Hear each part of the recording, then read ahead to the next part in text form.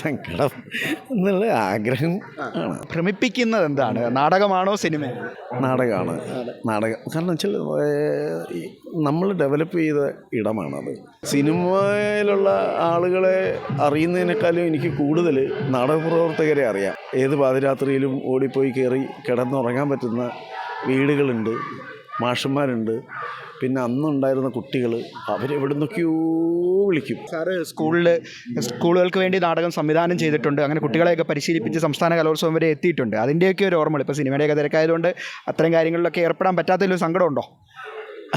സങ്കടം എന്നുള്ള ആഗ്രഹം ആണ്. അന്ന് കുറേ നാടകങ്ങൾ ഇപ്പം ഞാനും അമൽരാജും കൂടെ ചെയ്തിരുന്ന നാടകവും ആയാലും ഈ കിടങ്ങന്നൂർ അത് SVGV ജ്യോതിഷ് ബാബു അപ്പോൾ അവരെല്ലാം കൂടെ ഉണ്ട്. ഒരു 10-15 നാടകങ്ങൾ ഇങ്ങനെ പല മത്സരത്തിനും അല്ലാതെയൊക്കെ കുട്ടികളുടെ നാടകങ്ങൾ. കാരണം കുറേ കാലം കുട്ടികളുടെ തിയേറ്ററിൽ സജീവമായിട്ട് നിന്നിരുന്നു. അതൊരു വലിയൊരു എക്സ്പീരിയൻസ് ആണത്. ഭ്രമിപ്പിക്കുന്നത് എന്താണ്? നാടകമാണോ സിനിമയാണോ? നാടകമാണ്. നാടകം കാരണം വെച്ചാൽ നമ്മൾ ഡെവലപ്പ് ചെയ്ത ഇടമാണത്.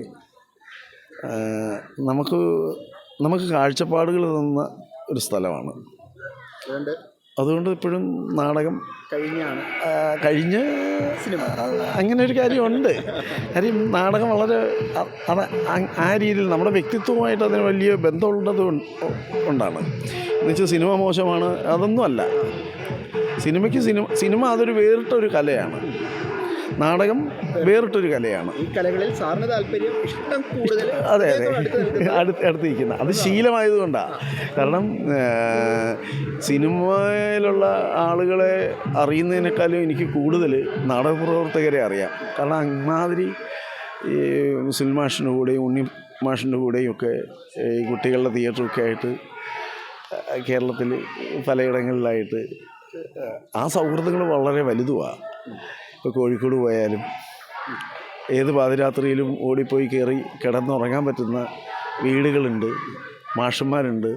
പിന്നെ അന്നുണ്ടായിരുന്ന കുട്ടികൾ അവരെവിടെ നിന്നൊക്കെയോ വിളിക്കും. സുഖമാണോ, ഇല്ലെങ്കിൽ ഏതെങ്കിലും സിനിമയിൽ നമ്മളെ കണ്ടിട്ട് ഇഷ്ടപ്പെട്ടിട്ട് നമ്മളുടെ നമ്പറുകൾ അവിടുന്ന് ഇവിടുന്നൊക്കെ ഷെയർ ചെയ്തിട്ട് അവർ വിളിക്കും. അതാ പറയുന്നത്, നാടകം തരുന്നൊരു വ്യക്തിത്വം ഭയങ്കരമാണ്, ആ സ്പേസ് ഭയങ്കരമാണ്, ആ സ്വാതന്ത്ര്യം ഭയങ്കരമാണ് അവർക്കും നമുക്കും. പുതിയ വാർത്തകളും വിശേഷങ്ങളും ഇനി വിരൽ തുമ്പിൽ. എല്ലാ ഡിജിറ്റൽ പ്ലാറ്റ്ഫോമുകളിലും ഇപ്പോൾ സീ മലയാളം ന്യൂസ് ലഭ്യം.